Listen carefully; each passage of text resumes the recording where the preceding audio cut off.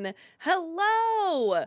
Welcome to another Wednesday and another Chatting with Doug. Hope you all are having a good day. I'm going to address the elephant in the room right away, chat. You got something, Let's get that for you there. Okay, Thanks, we're good, Doug. we're good. Thank you. Yes, I am aware that there is something on my forehead. It's Ash Wednesday today for Catholics, so I've been to church. Here, These I'll are match you, I'll ashes. put They're out meant to be here. It's a Sharpie put one on there. I am aware that they are there. Anyway, hello. Welcome on in, everyone. I see we're at a level 2 hype train over on Twitch. Thank you for that very much. And we have some questions pouring in from the YouTube side of things. So let's get to the rules so we can start getting to some of these questions, all right? First and foremost here, we give priority to the bit messages and super chats since that is some real world money spent. Towards the end of stream, sometimes we have time for highlighted questions over on Twitch or regular chat questions over on YouTube, but I would save them for the end of stream because you do not want to repeat yourself over and over again. You can get timed out or even banned if you're going to continuously do that. On the YouTube side of things, we prioritize super chats that are $5 and over. We get a large volume of questions, and this is just a way for us to be able to prioritize and get to those non-paid questions. Any question under $5, we will go back to if we have time at the end of stream. Please be aware that we have a list of questions from the super chats and the bits. There's no need to repeat your question. You won't get in trouble. I just feel bad if you spend an extra $5 because you didn't realize that there's a list and we'll get to it. It's very rare that we actually miss a question. Just have some patience. Sometimes we can get to up to an hour behind. So please just have some patience with us. Please watch the length of your questions. The longer it is, the faster I have to read it, the more likely it is that we're going to miss the point and we do not have time to figure out what you're trying to say and repeat it. So short and to the point is better. Along those same lines, if you absolutely must break up your question or comments into multiple parts, please keep it to 3 absolute max. Again, we have a lot going on here where you don't have time to figure out how part 7 related to part 1 and where you're going with this. So 3 absolute max, please. Along those same lines again, please keep it to 1 question per bit message or super chat. We have over 100 people in our combined chats here, so it just doesn't feel fair if you get to ask 5 in one and other people haven't even had a chance to ask one. Please no spoilers. Everyone has had a chance to watch the latest and greatest TV show, movie, whatever that's out there. I still have half an hour left on the final episode of Fallout, okay? Just You're still further than me. I'm still on episode 3, man. Yeah, we haven't caught up with that in a while, too. Just too many other things keep coming out, distracting us. I know, too many. It's the Olympics for me right now. I I'm just watching a lot of Olympics when I can. Yeah, I think that's it, right? No swearing to me. Yeah, Don't do that, Doug. It's just you. I would never because I am a literal angel. So yeah. Well, you have the mark. I do. Today I do. All right, great. Well then, let us get to the questions here. Dank, thank you for the $10 super chat. I remember you said a while ago that you thought that the original Annie movie was bad, and apart from a couple racial stereotypes, I don't really see why. Could you please explain? I forgot about that. I only saw it once. I don't even know if I saw it all the way. Once and you hated it? I couldn't stand it. It's just not for me. And I love Tim Curry. I love Carol Burnett. And Albert Finney. I love all those actors. It's just the musical itself. Tomorrow. I can't. It's not for me. Even the goofy stuff with like Tim Curry and Carol Burnett is just so over the top with the sound effects and stuff. Love I'm like, them. I can't. It's just not for me. It's too corny. I mean, and I know it's a musical. You're supposed to allow a lot of that in there, but yeah, it's just too much for me. All right, fine, I guess. But I mean, look, I know what it is because it's a big hit musical, and a lot of people still know what it is, and they remade it over and over and over. So I mean, like it's beloved by a lot of people. So you're definitely not alone. Samuel, thank you for the $10 super chat. Um Sorry, they're trying to get a song and I don't know what it is, so sorry. Baby, this is what I came for. The GameCube strikes every time I turn it on and everybody's watching the screen, but I'm looking at the GameCube. Side note, that console is 25 years old. Man, that is crazy to think. I really like the GameCube. I actually like it more than the N64, honestly. But yeah, no, I have a real soft spot for that console. Trip, thank you for the $5 super chat. Would you say Yakko Warner is Gene Wilder's Willy Wonka is more clever and sardonic? Yakko Warner as Willy Wonka? They Is said that? would maybe that's what they mean. They just said, "Would you say Yakko Warner is Gene Wilder's Willy Wonka is more clever and sardonic?" That's what they wrote. So maybe as is Like, what they are meant. they the same, just more clever sardonic? Um, I say he's more Groucho Marx. I think that's more what they were basing him on. But certainly, I mean, Groucho once in a while would sing kind of a nice little song where all three of them do nicer songs, quite often. So I guess you can make that comparison to Willy Wonka, but no, I see more Groucho Marx. I'm still here. I'm just letting. Movie Mike, thank you for the 500 bits. Heather and Invincible, what do you think of Shapesmith? I really did not like him at first, but then he grew on me, which I feel like is kind of what they designed the character to be, kind of annoying at first and then more endearing as you get to know him. So I feel a little bit more endeared to him, but he's still not my favorite character. He's there, and I don't hate him anymore, so at least there's that, I guess. Alexander, thank you for the 500 bits. What did you think of the cat's creature design in Good Luck, Have Fun, Don't Die? In my opinion, that's the kind of fun they should have been having with the dinosaur designs in Jurassic Park. I agree. Yeah. Well, what's funny is that when that thing was showing up, I was predicting what it was, and I was kind of right. But I like, even if you kind of predict what it's gonna be, you just I was cannot predict it chosen looks like today. that. um. I just thought that was so much fun. So no, I loved it. I think that movie is destined to become like a cult classic in the future. Frank, thank you for the $5 super chat. What are your thoughts on the movies Smile and Smile 2? Which one do you prefer? Smile 2, a lot more. I like Smile. I didn't love it, but I liked it. It was scary, and the idea of the message is in there, but I feel like when it got down to the details and the technicals of it, with the ending, I thought it kind of went against its own message.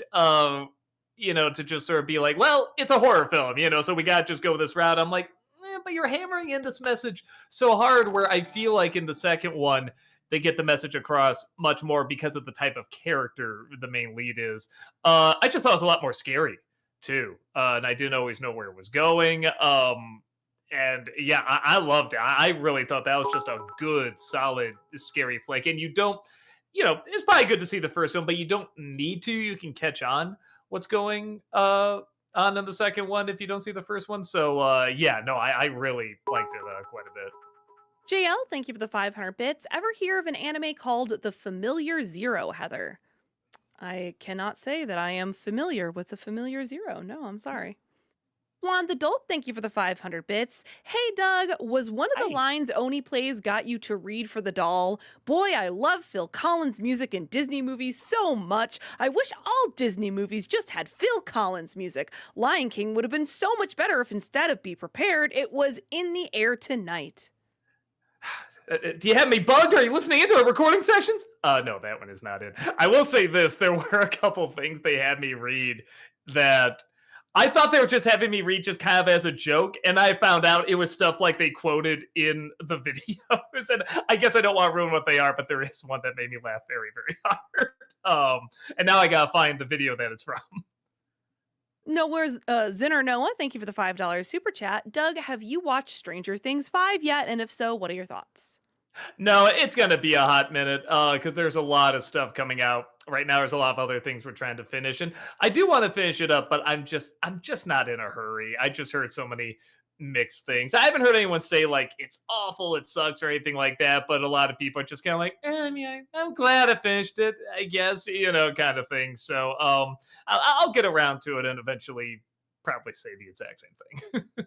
Jace, thank you for the $5 super chat. Not your fault, but something's off. Out of the 2 super chats I did, only one was read last week. Maybe since the last one was sent at 6:45, it couldn't be read.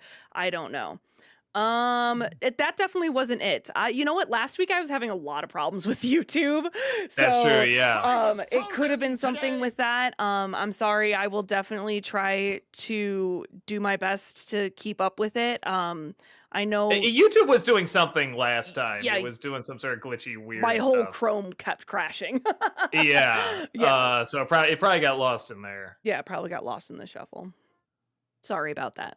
Alexander, thank you for the 500 bits. How would you rank these Robert Downey Jr. roles? Chaplin, Iron Man, Tropic Thunder, Oppenheimer.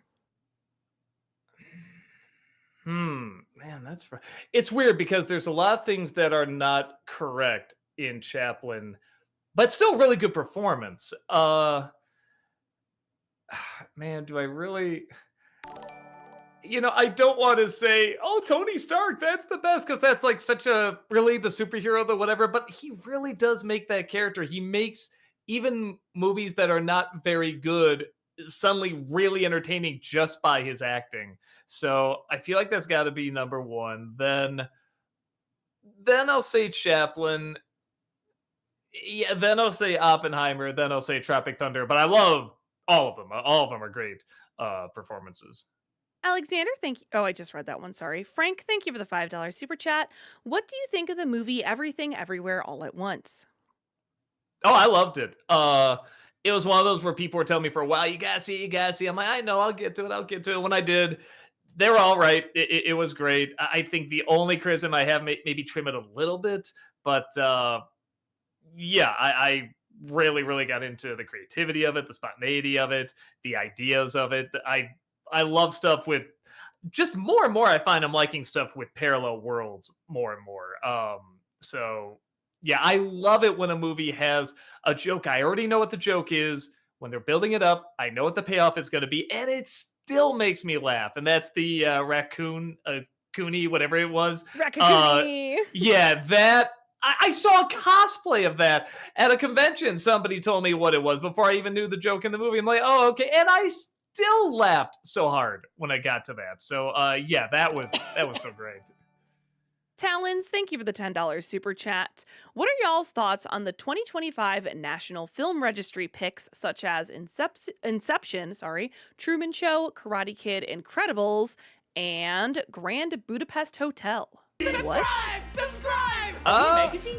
No, we're just supposed to say it. I gotta look at what the other lists are, what they have on there. Honestly, most of them sound good. Incredibles, maybe I today. double think a little. I mean, I like the movie a lot, but this needs to be preserved. I feel like there's others, but I don't know. We might be getting to a point where just so many are already preserved. I don't know how many are in there, so it's all kind of comparative. Brady, thank you for the $5 super chat. I have an idea. We, the American people, don't pay our taxes until the government starts prosecuting the criminals in the Epstein files. Who's with me? Doug, you seem like an expert on this topic. No, just kidding. There's some sort of thing somebody sent me on Facebook that it's some sort of thing where you can look up whatever you want, because there's so many of them, obviously. But not many. There should be, but there are so many in them, and you can search them. There's some sort of search thing where you type in whatever name you want or word, and it'll show up. And somebody put in Nostalgia Critic. And of course, at some point, the word nostalgia and the word critic is going to pop up. So it's Nostalgia Critic is in the Epstein files, and the guy just sends it to me and says, "Explain." I think I just had a gif of like Q saying, "I'm ashamed." You got me. Dev the Wiser, thank you for the 500 bits. I saw your Facebook that you said you saw a couple of movies last week. Anything worth checking out? Yeah. So the one I liked most was probably Good Luck, Have Fun, Don't Die. That's like one of the better films I've seen in a really long time. Super original, super funny, very inventive. it didn't feel too long. Anytime it even felt like it was going to go a direction I didn't like, it kind of came back and it did something really fun with it. So yeah, that's probably my favorite. The other two that I liked, but I think it's kind of more for a certain crowd. Iron Lung, I did enjoy, but you either have to know about the game or you have to be okay with doing homework on it. And even then, I know some people that are like, yeah, I don't know. I was close to liking it, but not quite. And it's like, I get that. So again, it's kind of a niche crowd for that. And then a goat was pretty fun, mainly just for the animation and the characters. The plot's pretty standard in the script, but there's some good jokes and just the animation style alone, the angles and everything were really really impressive. JL, thank you for the 500 bits. Doug, Apple is having its first in person event since COVID. That's a good sign to me since they have not had in person events since the whole mess happened. What are you excited about? Finding out that they even have in-person events. I don't keep up with any of that. I'm terrible at keeping up with technology in general. That's people above me that know much more about this. They help me find like the right computers and the right software and everything. So yeah, I'm sure it's exciting if you're into all that and you want to know what the latest, newest thing is. But for me, whenever something new comes out, I'm always paranoid because there's always a ton of problems with it. Whether it's a game, whether it's a new software or new product or whatever. So I always wait till they send out all the patches and all the everything's fixed and stuff like that, and then I'll look into getting it usually. So I kind of want to go through that trial by fire. In some cases, literally, it's on fire. Jace, thank you for the $5 super chat. As a former teacher, I'm surprised Heather's favorite wild robot scene wasn't Bright Bill's first migration. Roz on the cliff seeing Bright Bill fly breaks me. That's why I said, why do you have to make me choose? I love it so much. There's so many moments in that movie that I adore. It's hard to pick just one. And I can't just say all of it because that's a cop out. All of it until the very end. I didn't like the credits at all. Liv, thank you for the $5 super chat. Excited to see Hoppers since I love the director's past show, We Bear Bears. Also, early reactions say it gets pretty dark and creepy. So the only thing in the trailers that I saw that was kind of like, was the idea of the animal. They're making it look like, oh, the humans are, the villains doing terrible stuff to animals. So, the little whatever beaver is trying to tell them, no, we should be kind, we should be good, but then the animals are going to rebel. Like, that's the one thing where I'm like, all right, that's kind of a different spin on this. I'm a little curious where that's going to go. Everything else looked pretty mundane to me, but again, maybe that's a good sign because a lot of times the worse looking the Pixar trailer, usually the better the movie is for some reason. Then the better looking the trailer, usually not very good the Pixar movie is. So yeah, hopefully in a weird way, that's a good sign. Alexander, thank you for the 500 bits. Have you watched Noah Baumbach's most recent film, Jay Kelly? If so, what do you think of Clooney and Sandler's performance? No, I was waiting to hear what people thought of it, and they're saying some good things about it, so I'll probably check it out. I will say, I know it sounds weird, I think I'm more excited to watch Sandler than Clooney. I'm just kind of looking at Clooney and that, but hot take, I don't think he's like the greatest actor. Like he's either passable or if he needs to play like the smooth guy, he's good at that. But when he needs to play like I don't know, like a character, like a different person. I don't think he's very good at that. Or something where he's trying to really get across like a message kind of thing. And, in his own subtle way, like I don't think that usually works. And it looks like it's a movie kind of like that, but I could be wrong. I could put it on and just be like, holy smokes, he just, blew me away with that. So, we'll see. I'll try to check it out at some point.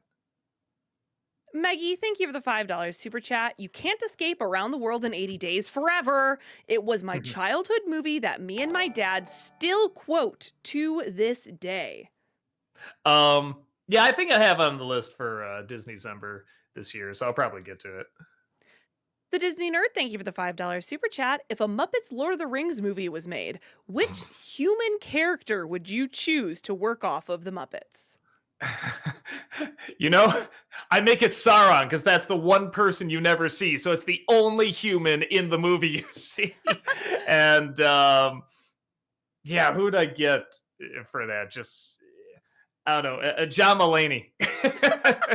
I want the ring, guys. Come on, it's a piece of jewelry. Amazing. Wow.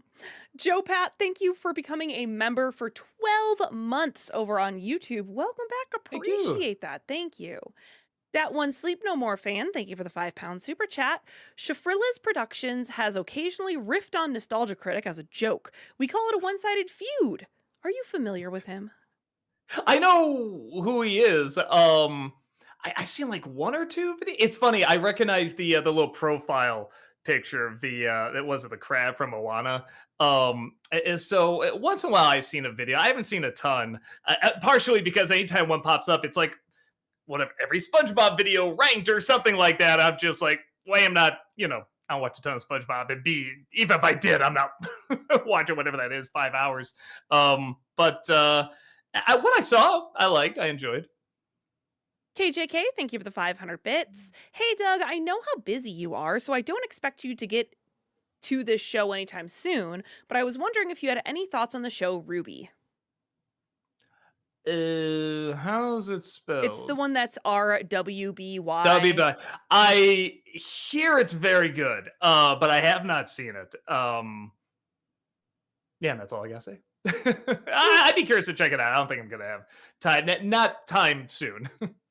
Movie Mike, thank you for the 500 bits. Have you seen the 1988 Blob remake? If not, I highly recommend it. It's really good and the effects are spectacular.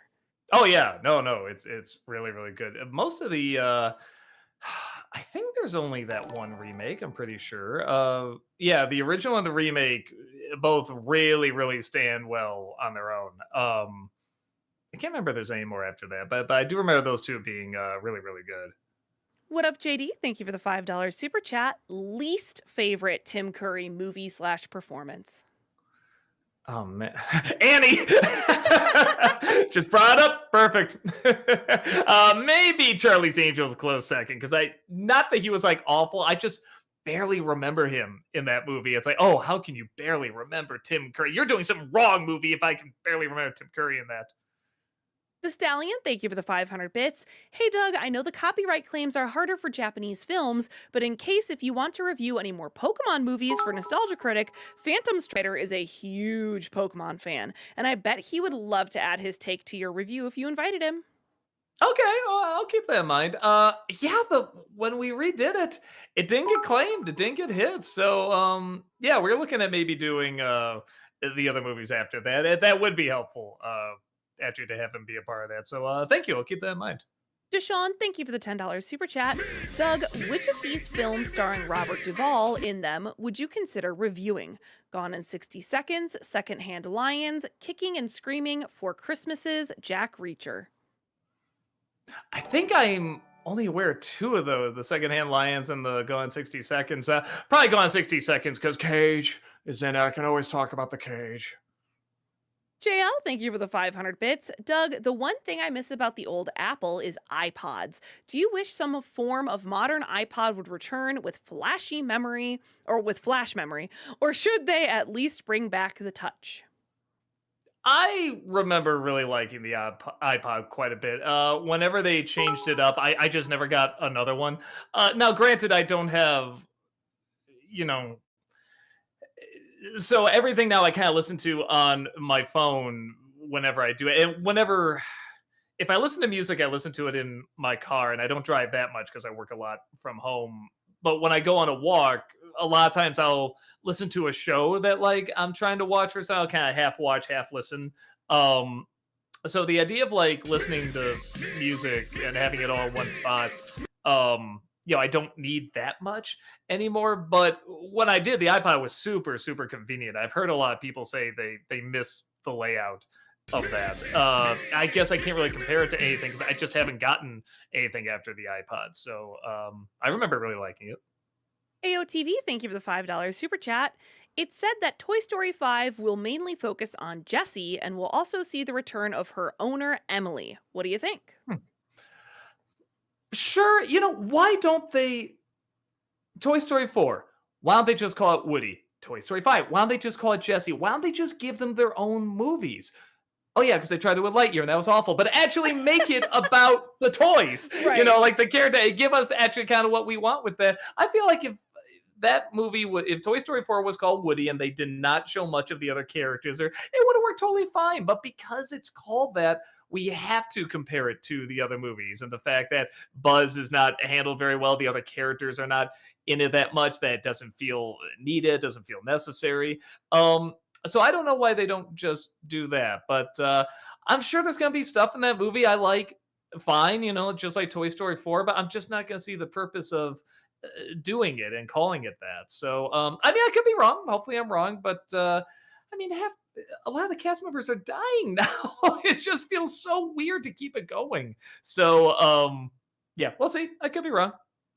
KJK, thank you for the 500 bits. Do you plan to finish Loki before Avengers Doomsday? He's going to be in the movie, so it'll be good to catch up on his story. Yeah, I really should. And that's a perfect excuse to do it too. Because I saw the first season, I really liked it. Everybody said the second season was great. Just for some reason, I couldn't get around. I couldn't find time to finish it. So, yeah, I think that's a good idea. I probably will. Juan the Dolt, thank you for the 500 bits. Hey Doug, an idea for a chart, guys, in the Disney movie reviews is them using your hairline as a way to show their profits as of late, as in completely gone, with no hope of ever coming back. Whereas before, they just used normal charts. I can see like they have a chart, it disappears, or it's on an app and the app isn't working or something like that. So yeah, they take off the hat, turn me around, and they start putting the chart on the head. That's actually kind of funny. It's funny because we actually did for Avengers month, we did have something with the chart guys. We filmed it yesterday, but Rob got sick, so we had to change it up a little bit. But Anyway, yeah, how is when your you watch sex it, the life? dialogue is almost exactly the same. So when you watch it, just assume, okay, these two guys here, one of them Malcolm, these were supposed to be the chart guys. Dev the Wiser, thank you for the 500 bits. What are your favorite Buster Keaton movies? I always forget the titles of them, but I mean the ones everybody knows, the one with the the house falling on. I forget what he usually doing. Was he moving, or was I forget the whole setup of it. I remember there's one where he falls down a cliff and the rocks are falling with him too and stuff like that. It's odd because they are good movies, but if you were to ask me what's the plot of them, it's usually something very simple, but even then it's kind of hard for me to remember. I think that is the one thing Chaplin did have over Keaton, is that I do remember the stories a lot more. And they're also very simple in that, but the emotional element of a lot of them, I think really shines through. So I think that is something you have to kind of give Chaplin. I mean, a lot more people remember Chaplin obviously than Keaton, but a lot of people that see them usually say, yeah, Keaton's a little better. But I think that's the one thing Chaplin did better. He did make the stories and the ideas a little bit, from a narrative point of view, a little bit more memorable. AOTV, thank you for the $5 super chat. The Marvel Doomsday Clock live stream is still live. I wonder if anyone's crazy enough to watch it the whole way through until the premiere. I mean, I think crazy is the word. Yeah, unhealthy, I would think. I hope nobody's doing that. I hope you have a life to live and people to meet and stuff to do. Sean, thank you for the $5 super chat. Question for Heather: Shawshank Redemption or The Green Mile? I've never seen either of those all the way through. I'm so sorry. You only need to see Shawshank. And And ironically, I think I've only seen a part of The Green Mile on TV that was like on TV with my dad one time. So like, I'm sorry, I haven't seen them. I don't mean to break your heart. Green Mile is one of those movies where it's like it is objectively good, but Shawshank is like objectively good, and it's just really engrossing and really interesting. So yeah, if you're gonna see one of them, that's the one to see, in my opinion. Sure people disagree. Sean, thank you for the $5 super chat. Question for Heather: favorite scene from Forrest Gump? Oh, Sean. I have seen Forrest Gump, but it has been, gosh, decades maybe? I genuinely don't remember a specific scenes. I'm so sorry. I can't even I barely even remember what that movie's about. I know I've seen it. I know how life is like a box of chocolate. Everyone knows that. Yeah, boy, man. Now I'm trying to think like what mine would even be. You know the bit I like. I like after Jenny leaves and he's just in the house alone. There's no talking. There's no narration. It's just him kind of sitting thinking. I like that. That was. I kind of felt like I need a little more of that in the movie. I really like that moment. Dev the Wiser, thank you for the 500 bits. What are your favorite Jackie Chan movies? Uh, some of the Lucky Star ones I remember being really good. I'm trying to think of like I mean, for American ones that are just fun, like they have an idea what they're supposed to be and they follow through it. There wasn't any redubbing or anything like that. The Rush Hour movies are fun. Um, I actually do like. I'm not gonna say it's great, but I thought he was really good. The Karate Kid remake, I thought he did a really good job in, and I actually thought the movie was pretty effective. Even though it's the Kung Fu Kid, come on. Um, yeah, man.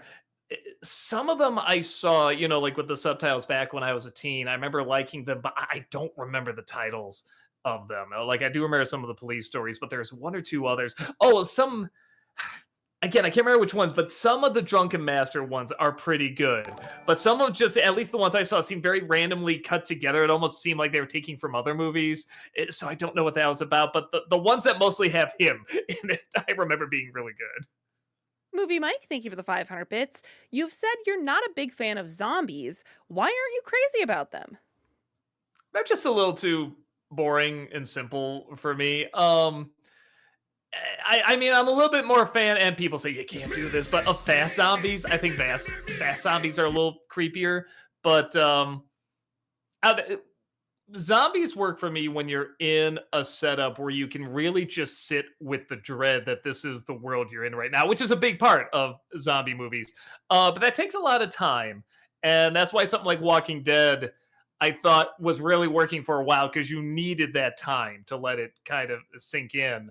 And the fact that you do get used to them, and even that's kind of a creepy idea. But it really, really takes a long amount of time because outside of that, I just think is just pretty boring. I like when people do something different with it. Like I think there's a movie, I think it's called Zombies or something like that, where it's from the zombies' point of view. And from their point of view, they're just people trying to help everybody. What's wrong with them? What's going on? When in reality, they're, like that. And they think all the normal people are the ones who are zombies. And they're just horrified. They're just the nicest, sweetest people. But in reality, they're zombies. So that kind of stuff I find more fun.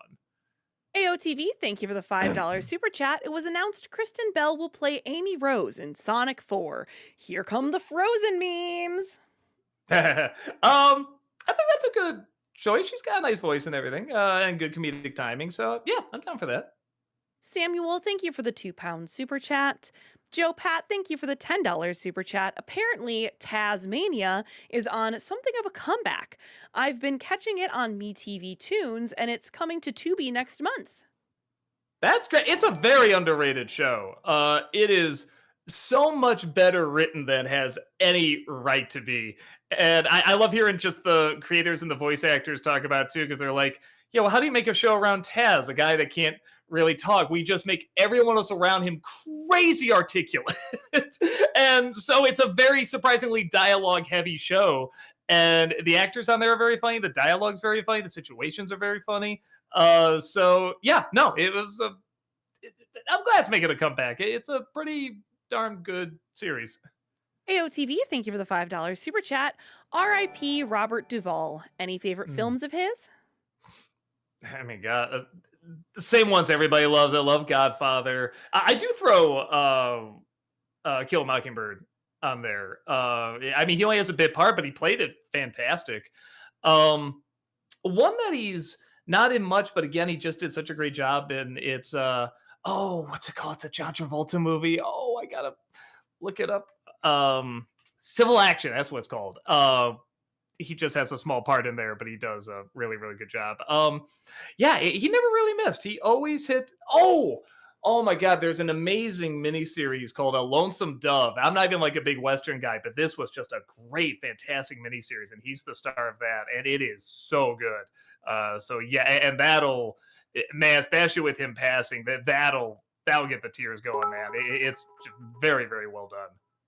Ultimate Frozen fan, thank you for the $5 super chat. I love the NC plushie. I need it!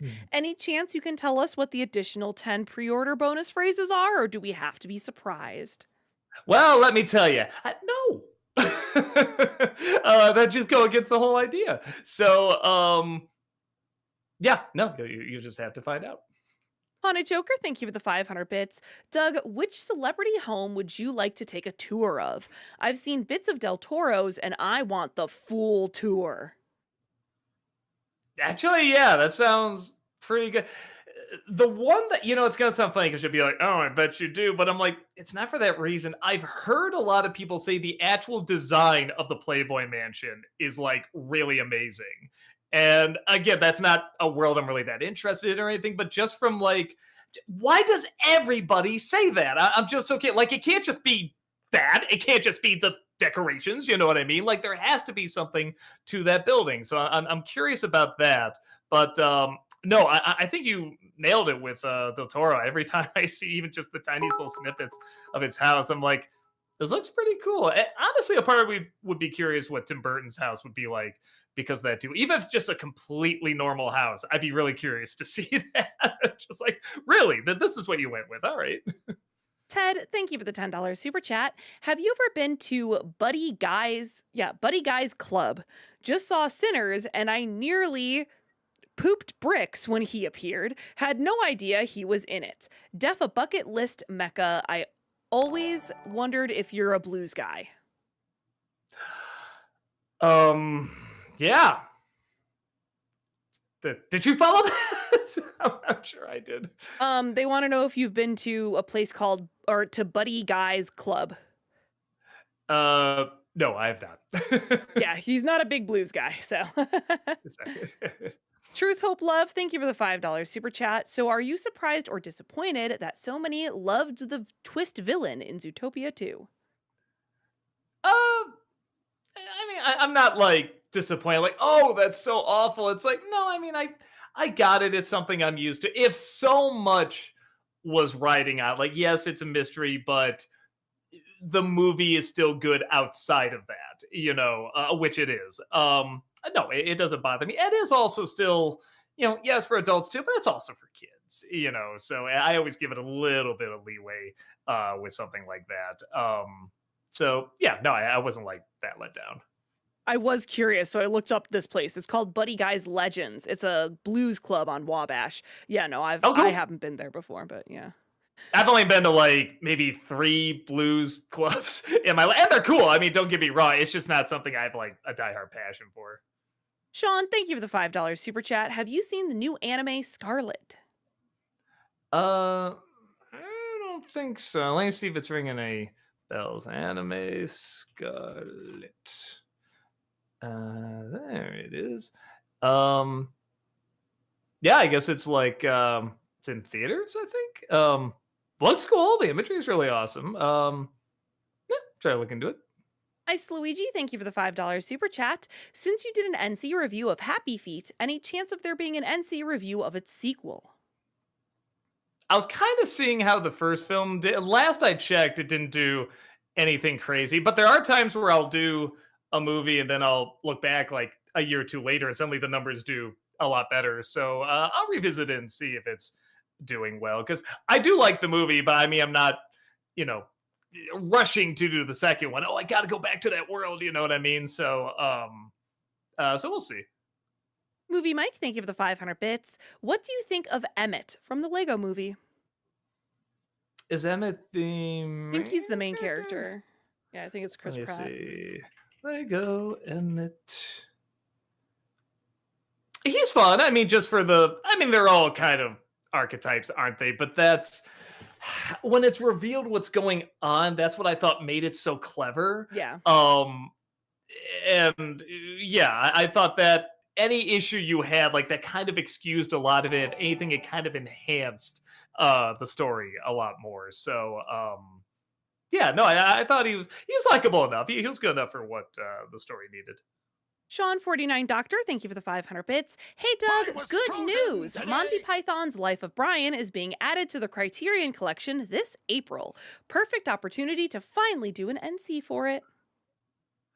Wasn't it already? I thought it was. I thought I had it. Maybe not. Okay. I really thought I had the Criterion version of that movie. Um, cool. Yeah. No, I'll definitely pick it up. That's easily my favorite of the Python movies. Sean, thank you for the $10 super chat. Turner Classic Movies host Robert Osborne said that John Huston went from directing Maltese Falcon and Treasure of Sierra Madre to directing Annie, and he was like, give me a break. Harsh, man. I don't know if I would have the balls to say that on Turner Classic Movies. Um, but even if I agree with him, you don't say it. Sean, thank you for the $5 super chat. Have you seen Maltese Falcon? Oh yeah. That's a really good one. I'll say that it's a very, very good movie. I respect it more than I get into it. Obviously the lines that come from it, what it inspired with film noir. Like film noir was around before then, but that's definitely like one of the more iconic ones that everybody likes to mimic. No, it I is was very, very frozen good. today. As film noirs go, if you want to get into it, it's absolutely essential viewing. But it's not quite, like one of my all-time favorite movies or anything like that. Sean, thank you for the $5 super chat. Favorite Robert Duvall performance, RIP. Man, someone asked this before. It's gonna sound. I'm not saying this is the best. I'm just saying this is the one that had the biggest impact on me, which is so strange. It really is just the silent role in Kill a Mockingbird. I think when I first saw it, I didn't even recognize that was him, and I was just so taken in by what this guy looked like, the reaction he had, and everything. And I just remember thinking, who is that actor? Who is that guy? And when I found out later it was Robert Duvall, I'm like, what? I was just so blown away by that.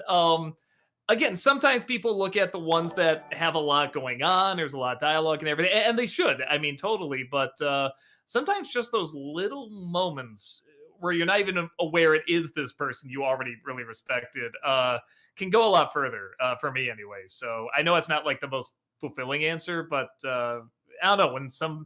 As soon as I saw he passed away, that was the first movie that popped in my head. Was his appearance at the end. Muff, thank you so much for those 10 gifted subs over on Twitch. Really Thank you. appreciate that. Thank you so much. Larry Lester, thank you for the $10 super chat. If you don't do review revisits, there we go, then I have an idea for a top 11. Top 11 jokes I could have used in my clipless reviews had they used clips. Man, that would take a while. I had to go and just look them all again. I mean, I am still doing review revisit. Somebody just brought up in the members stream last night that Space Jam is turning was it 30 years old? Yeah. And I'm like, yeah, that'll be fun to talk about again. Muff, thank you for 5 more gifted subs over on Twitch. Thank you. Really appreciate that. Thank you so much. Thank you. Y'all were going crazy. Movie Mike, thank you for the 500 bits. Which Paul Verhoeven film do you like more, RoboCop or Total Recall?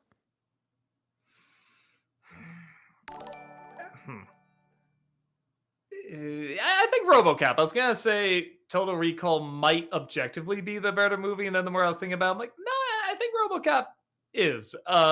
It's just kind of its own creature. It's kind of its own strange species, and people have tried to replicate something similar to it, but they never quite achieved it. The more I think about it, it's just such a unique animal. So yeah, I think I gotta go with that. James, thank you for the $5 super chat. Pop quiz, hot shot. What was the first piece of media to use the multi-door hallway gag you see in Scooby-Doo? Was it a Marx Brothers movie? If not there, I want to say a silent movie, but it's not. The image isn't popping in my head. Somewhere somebody did. There's a YouTube video somebody did somewhere doing the history of it. I want to say I watched it. I don't know. I'm gonna say Marx Brothers, but I get the feeling it popped up before then. According to them, the answer is Disney's Alice in Wonderland in 1951. What? No. That's You're what they have. That's what kidding. they say.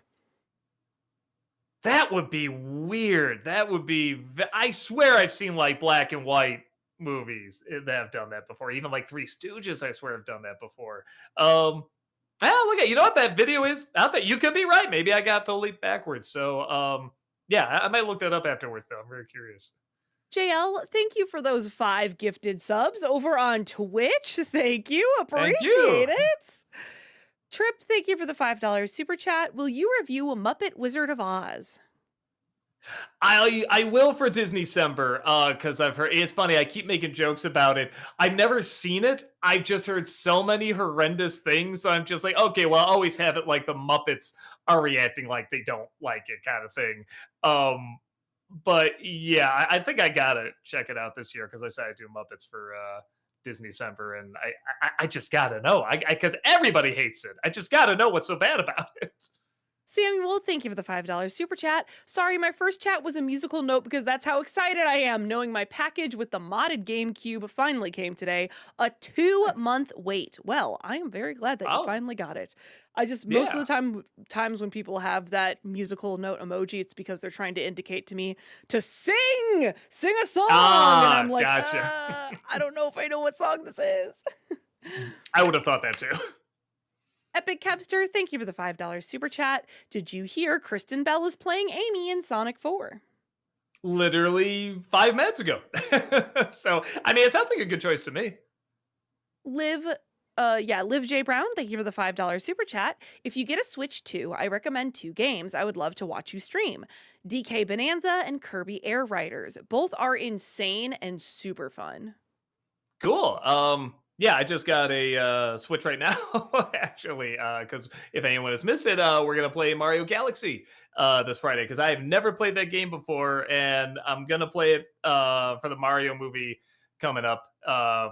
So sorry, I still haven't finished Final Fantasy Rebirth yet. Very long game, but yeah, just take another break here so we can play that, so I can know who a lot of the characters in this new Mario movie are. Yes, it's my baby that he has my Switch. I mean, it's technically Channel Awesome's Switch, but it has lived at my house since 2020, okay? Yeah. It has all my game files. Be kind to him, please. It has your eyes. Trip, thank you for the $5 super chat. When will you review The Muppets Wizard of Oz? This year, for Disney-cember. If it's bad enough where it's like, oh, I gotta talk more about this, maybe I'll do a Nostalgia Critic on it the following year. Muff, thank you for those 5 gifted subs. 5 more gifted subs over on Twitch. Thank you so much. Appreciate that. Wow, Thank everyone's you, so thank nice. you.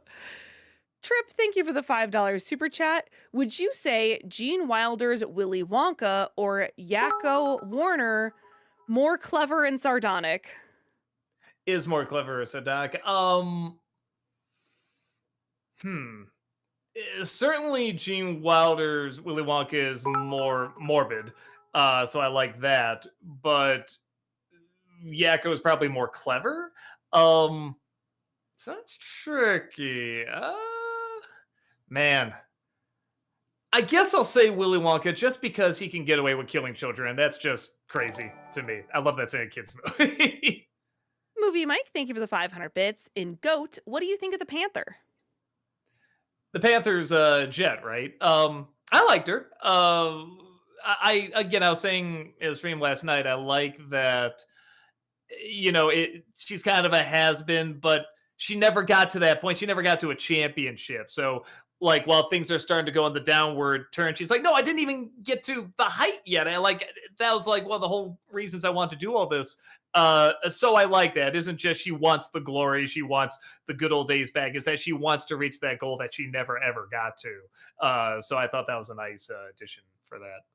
Epic Kevster, thank you for the $5 super chat.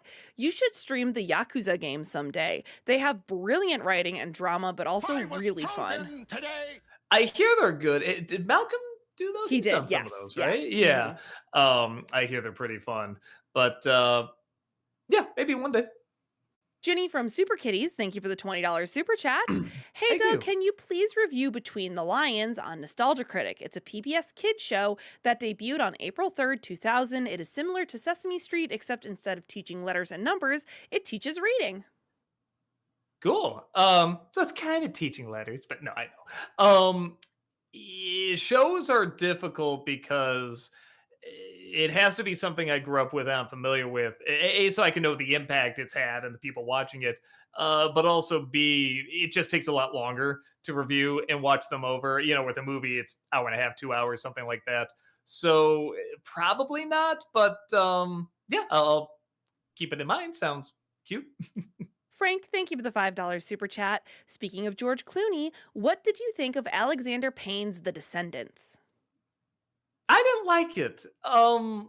Again, I saw what it was trying to do. I thought it was just awkward. Like that's another one where I thought his acting just didn't work. I didn't think a lot of the acting worked in it. Alexander Payne, I think you really need to have just the right combination of good writing, good acting, good, just soundtrack even instead. Because I love Sideways. I think he did that. And yeah, but it's hard for me to find ones where I'm like, yeah, that worked all the way. That was really, really solid. Like there's one or two, but there's not a ton. So yeah, like not that it's awful. It didn't come together for me. So yeah, it just wasn't my thing. Haunted Joker, thank you for the 500 bits. Which would you rather watch? An All Muppets version of Saving Private Ryan or Tom and Jerry and Schindler's List? um because they can't die. So how do you do that? Okay, it's gonna go way too dark. I guess I'll say Muppet saving Private Kermit. I guess saving Private Rolf. I mean, why do I gotta go? I got ready to be here as much as anybody. And then just like would stuffing come out in the first 10 minutes? I don't know. Yeah. Oh man, actually, that's hilarious. I'm already thinking of this in my head. I do have a friend, by the way. I just want to bring up because he would kill me if I didn't. Who had a whole idea planned for a Muppet Big Lebowski, and every time I asked, well, who would play this, who would play that, he always had a Muppet set. Everything's exactly the same. It's just Muppets saying all the dialogue, same shots, everything. And it sounded amazing. So yeah, I think this should be looked into more. Just modern movie or just classic movies, but very adult movies done with Muppets. Everything's the same, just have them be Muppets. That and Saving Private Ryan. I think we got something here. Alexander, thank you for the 500 bits. In J. Kelly, Clooney is essentially playing a fictionalized version of himself, ironically similar to Adam Sandler in Funny People. I thought both actors did well, but will admit that Sandler's performance felt more real. Yeah, that's the thing. Maybe that's it. It's rare I felt a performance from Clooney that felt real at times when it needs to be real. The closest I can think of is maybe Good Night, Good Luck, where he's ironically playing someone else who apparently is not much like Clooney. But when he has to play the smooth guy, maybe he's good. Sometimes when he has to play the doofus, he's all right. But when he has to play like, hey, a real person, who feels more realistic, it doesn't usually work. I remember Michael Clayton working okay, but yeah, I feel like he either has to play, the smooth guy. Yeah, just the smooth guy. I think that's about that. That's kind of the main thing he's best known to play anyway. JL, thank you for gifting that sub over on Twitch. Appreciate that. Thank you. What up, JD? Thank you for the $5 super chat. Least favorite Robin Williams movie / performance? Least, oh my god. I'm not saying this is the worst, but I really don't like Patch Adams. When I think of a movie that just encompasses everything I don't like about a bad Robin Williams film, trying to go for the sentimental, the Oscar, and all that stuff. That's just the exact thing I think of. There's one bit in particular I didn't talk about in the review, but there's something where he gets the big, whatever, pool of spaghetti for the old lady or whatever, and she just grabs him and is bringing him back, and he just does just the fakest yell, what, ah, like that, and I'm just like, oh, hate that because you just know that's supposed to be like for the trailer. Just all the sympathetic music plays. I'm like, oh, I hate it, especially because the real person's really fascinating. So I'll go with that for now. Movie Mike, thank you for the 500 bits. Which Blob lead do you think is better? Kevin Dillon or Dillion in the remake or Stephen McQueen in the original? I had to go back and watch them again because I will admit I remember them being very good, but I do kind of confuse them a little bit. I saw them each once. I remember them being really, really good. I I'll probably go with Steve McQueen. He kind of stands out a little bit more to me. But again, it's probably something I'd have to go back and rewatch them again because it's been a really, really long time. Muff, thank you for gifting that sub over on Twitch again. Thank Thank you. you. Everyone's so kind. Yeah. 12 pack, thank you for that subscription over on Twitch. Welcome, appreciate that. Devox, thank you for that 69-month subscription over on Twitch. Welcome back. Hello, Doug and Heather. With Mortal Kombat 2 and Street Fighter movies coming out this year, the age-old right. question should be asked. Mortal Kombat or Street Fighter? Oh, Street Fighter all the way. The buttons I could just remember easier, the moves I could remember easier. Mortal Kombat just always felt like too much memorizing, like you had to just kind of go in a corner and it almost feels like math, like just remembering your lines for something, where it's like with the Capcom games, it's so easy. Just it's like back down forward, boom, like that. It's not even that you just do it, boom, boom, boom, boom, like that, and you got it. Oh, let's try that with a kick. Let's try that with a punch. Let's try that with this. If you hold down for a second, go up, boom, you're flying in the air. Like it's just so natural. Where Mortal Kombat feels like down, down, left, left, punch, punch, kick. And you can throw a fireball or something. It's like that's just way too much. I don't know if they ever changed that as the games went on, but that was always a big issue for me. So I loved watching people play Mortal Kombat. And I think we got on Super Nintendo and I could get some of the moves down. But yeah, I was never that good at playing it. It was just a totally different style for me. But they're both great games. Wow. I would have said Mortal Kombat just because I didn't get really deep into fighting games though. I was always just a button masher. So I like the style of Mortal Kombat and I feel like it's so iconic that I feel like I'd go with Mortal Kombat. Oh, I get it. No, I mean they're both wonderful and very different games too. As I think as part of the fun of it is that they are so different.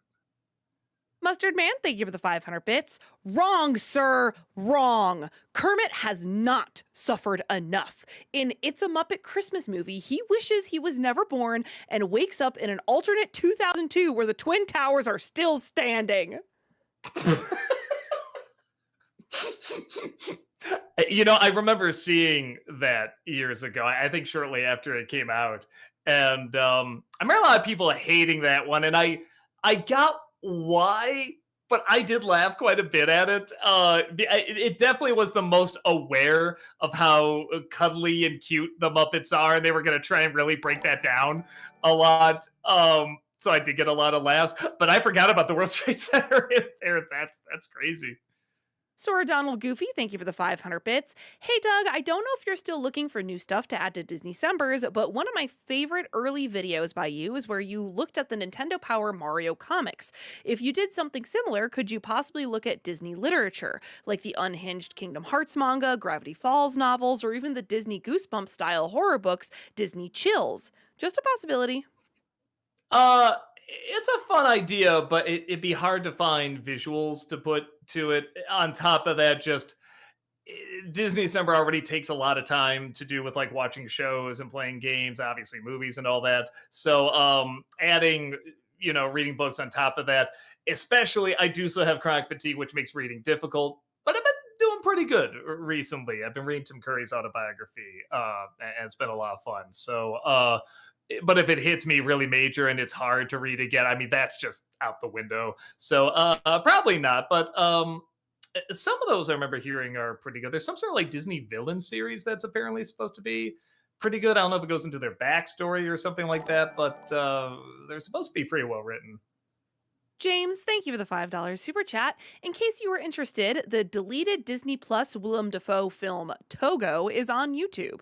Or sorry, Tubi. Sorry, Tubi. Tubi. All right, that's it's funny. I was really interested in seeing that, and I just kept putting it off until they just got rid of it. So that's good to know because I probably should check that out. Movie Mike, thank you for the 500 bits. Heather and Invincible, what do you think of Monster Girl? I really enjoy her. I think especially her relationship with Rudy is so complex and interesting. I think I like the two of them together and how they play off of each other rather than just them as individual parts. But I really enjoy her as a character. I think she's super interesting, the way that her character evolves and changes and is even presented at first as well. I think she's really interesting. Moonlight, thank you for the $20 super chat. Hi guys, hope you're feeling better, Heather. Have you guys caught up with Hell of a Boss yet? And if so, what do you think? Thank you. And let me just clarify, because I saw some people asking, I appreciate your well wishes. Thank you. But we film our Nostalgia Critic episodes like 2 weeks in advance. So We literally just filmed yesterday. yeah, I haven't been sick for a couple of weeks, but I do super appreciate people being like, I hope you're feeling better. I hope you're feeling better. I am. Thank you. But Hell of a Boss, Doug. I haven't really caught up yet. I'm caught up. I really like it. I like it more than Has Been Hotel, but I think a part of that is I was a bit more introduced to it through that. So that's just the style I'm gonna like a little bit more. I like when it goes a little meaner. And they can kind of expand as much as they want. They don't have to squeeze it all into whatever half-hour episode. What is it? 8 episodes per season or something like that.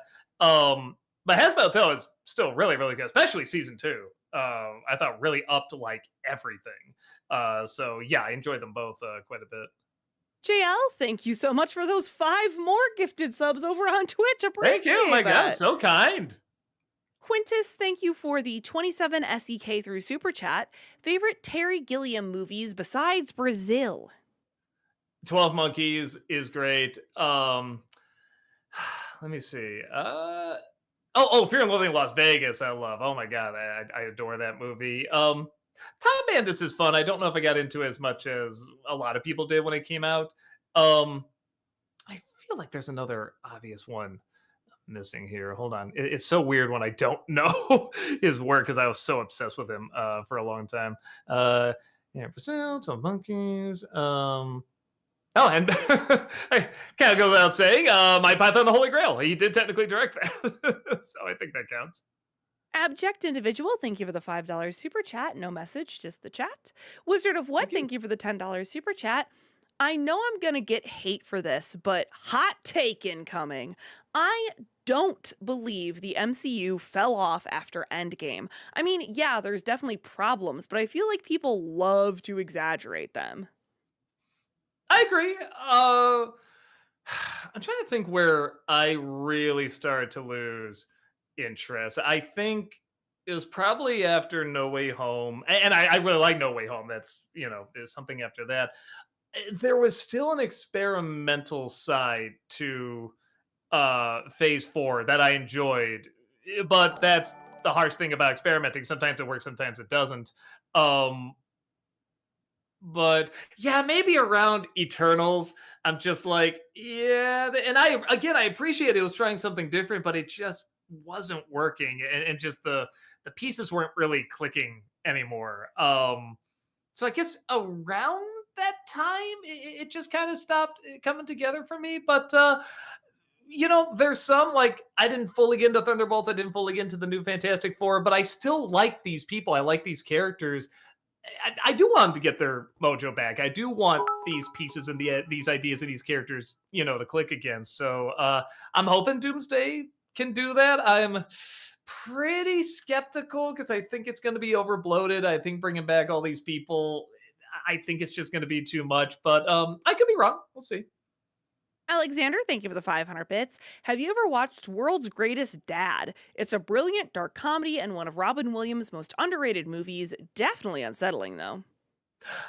It's funny because when that movie came out, I think it came out straight to video, and it was not getting good reviews. I just assumed, okay, not good.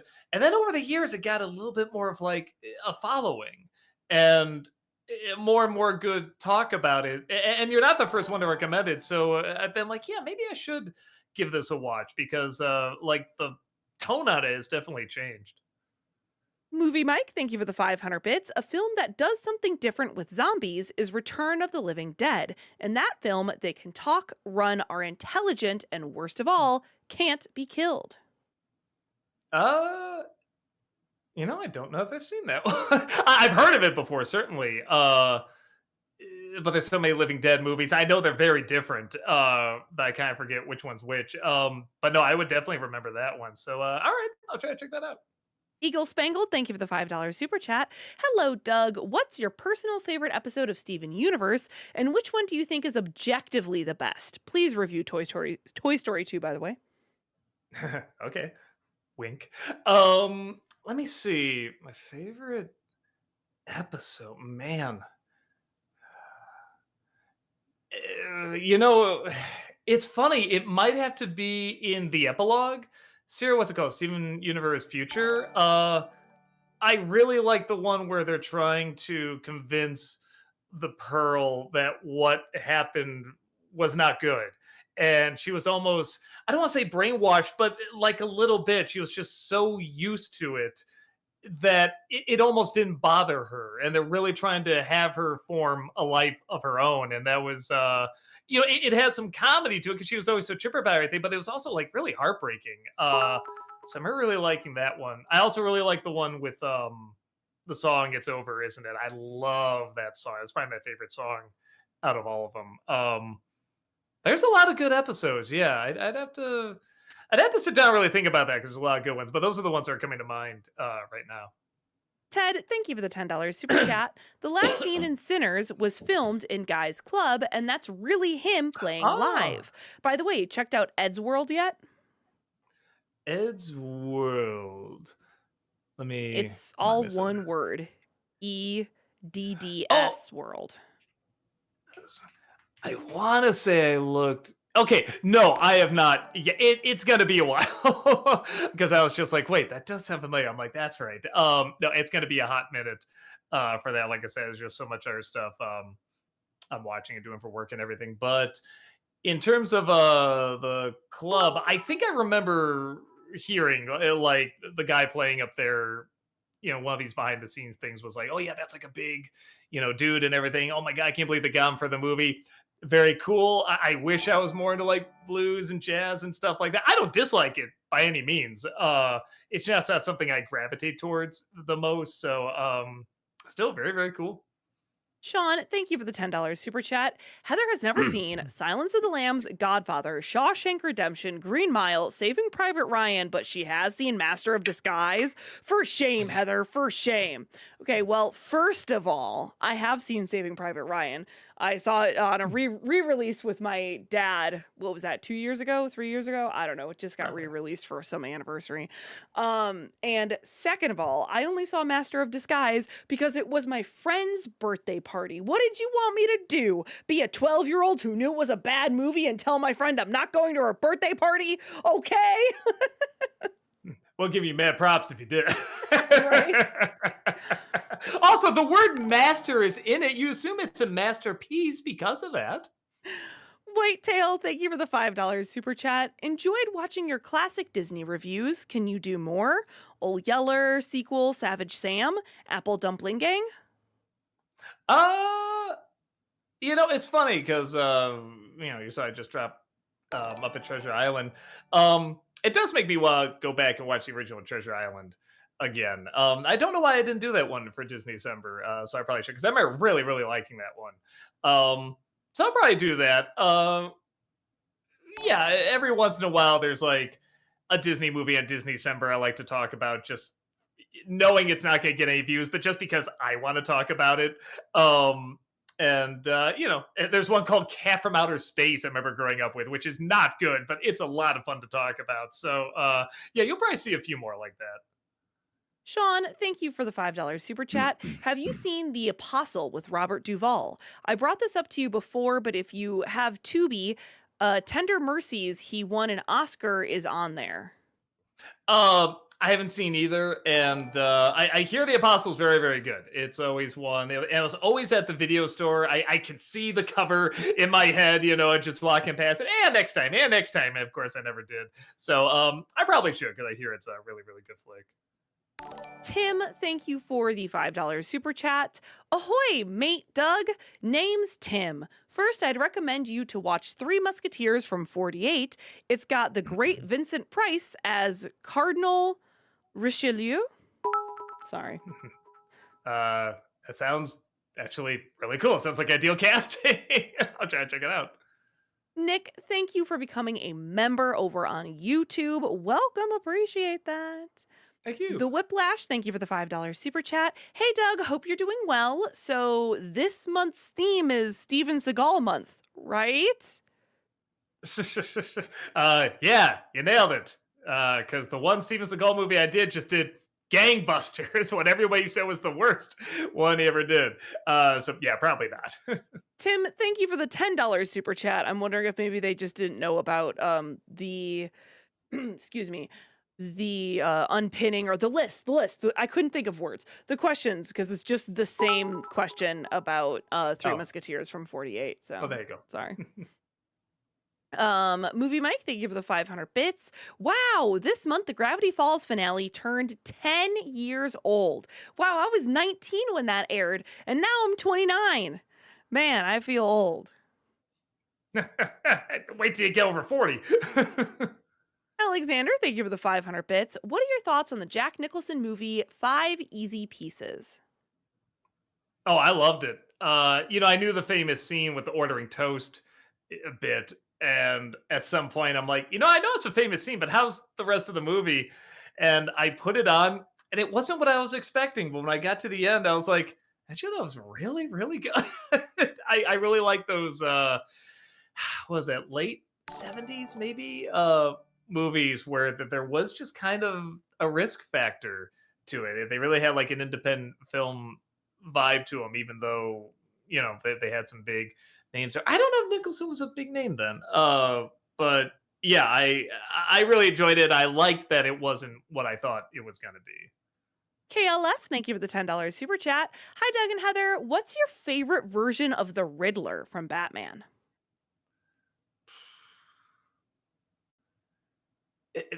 It's a toss up between what's his name? Is it John Glover? Is that his name? From Batman the animated series. More for the riddles and the voice. Like the character's okay, but I like that combination. It's gonna sound weird, but the Adam West Riddler, the Frank Gershon, is that his name?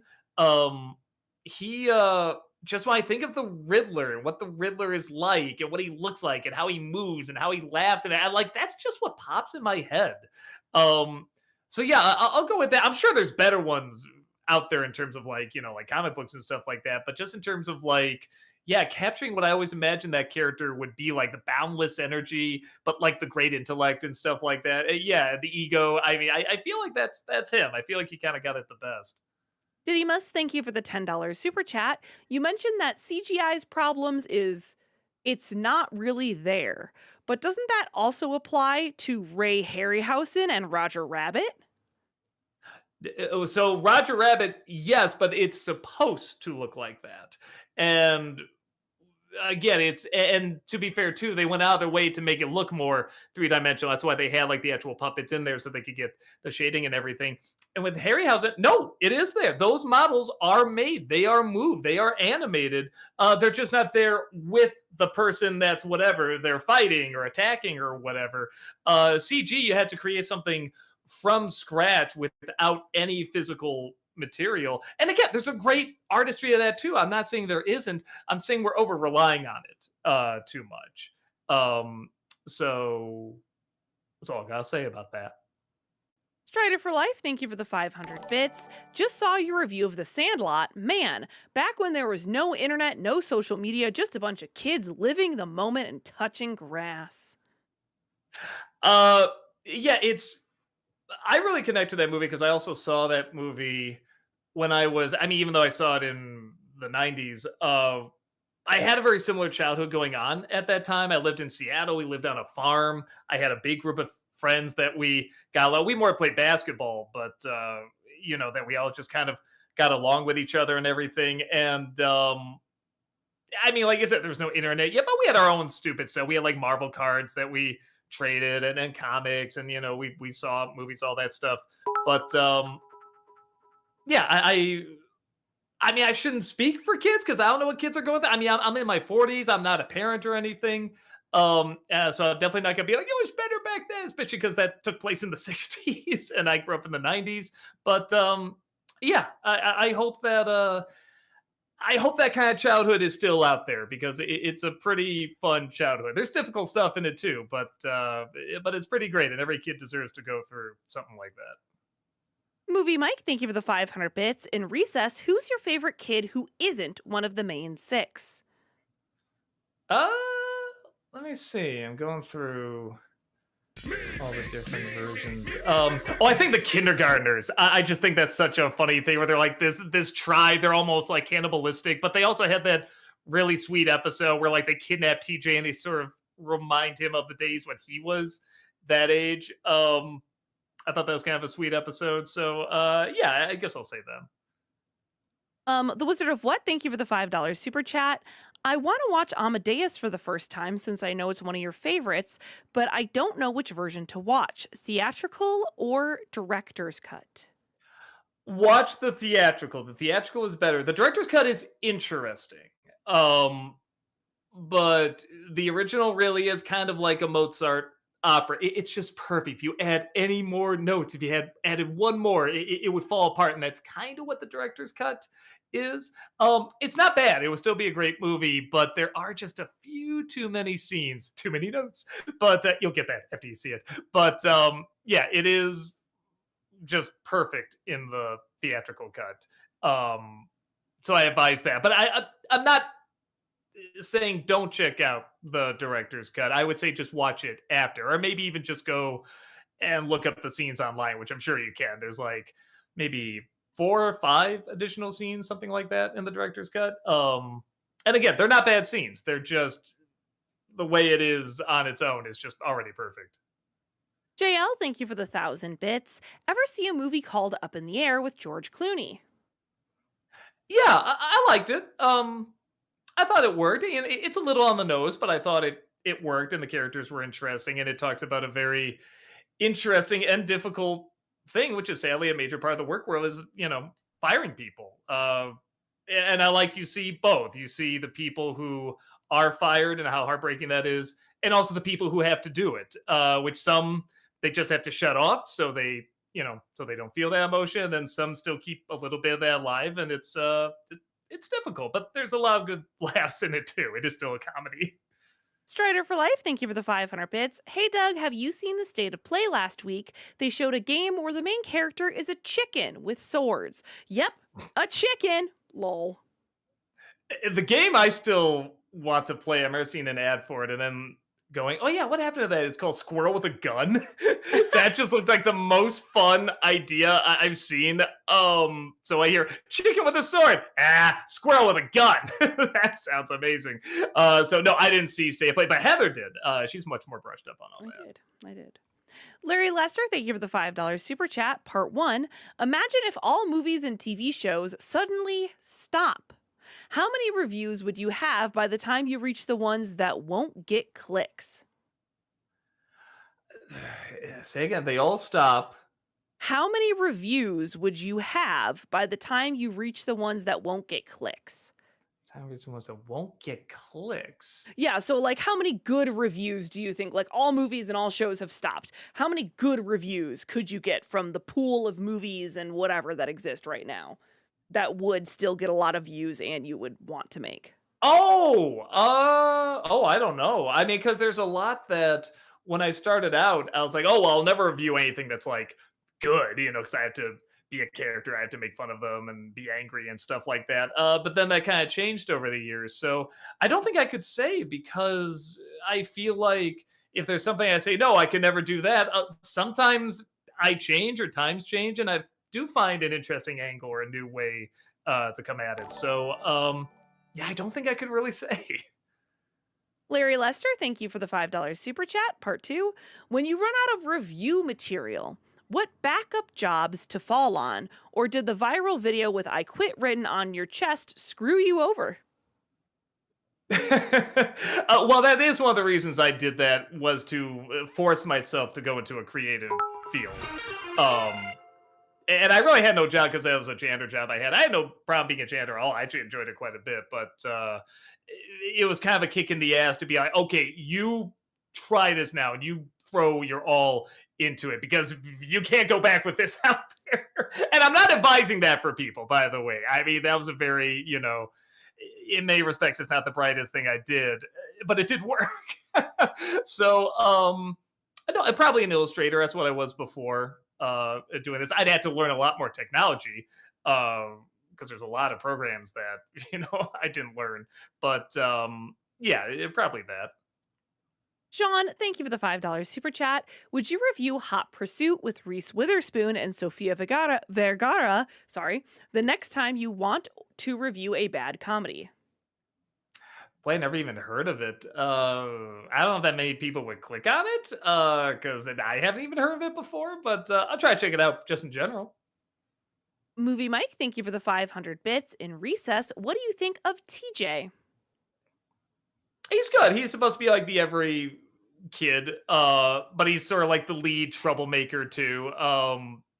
So I like that. And it's funny as the show goes on, it sounds like they got a real little boy to do his voice.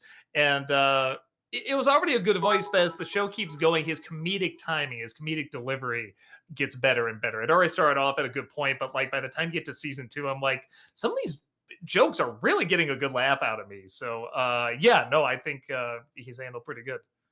The Disney Nerd, thank you for the $5 super chat. I've been watching Tarantino's filmography and prep for the tier list. I only have Death Proof and Jackie Brown left. Hot take, I didn't care for Pulp Fiction. Interesting, but I don't know if I ever met anyone that didn't like Pulp Fiction. That's actually really. I take it back. There's some people I tried to show it to, and they just found it too boring or too slow and couldn't get into it. But they didn't finish it, so I don't know if that counts. But I guess it kind of does. And I mentioned it too in my Disney December review of it that I do kind of wonder how much of it was the time it came out and that nobody was really doing anything like that. Very few people were writing dialogue like that, and definitely not in a film like that. They had like a lot of violence and stuff like that. So, so it is interesting seeing somebody watch it now because everybody tried to mimic that afterwards, especially in that a couple of years after it came out. So that's interesting. But yeah, with that said, Chat. Hey critic, just coming by to say how ya from Ireland, and I have been rewatching your Don Bluth, and that furry joke is stuck in my head. Thanks for laughs. yeah, when I first saw it, I'm like, what on earth? It turns out he says, I'm all furry. That's it. But it sounds like he says, I'm a furry. It's just like, huh? Which is pretty funny. But yeah, I visited Ireland a couple times before. Beautiful place. I love the people there, man. So yeah, no, great to hear from you. Sorry, people are saying that the stream is crashing, but I literally haven't dropped any frames. Huh. So I don't know why that is. Which? Both. But I have not dropped any frames. That's bizarre.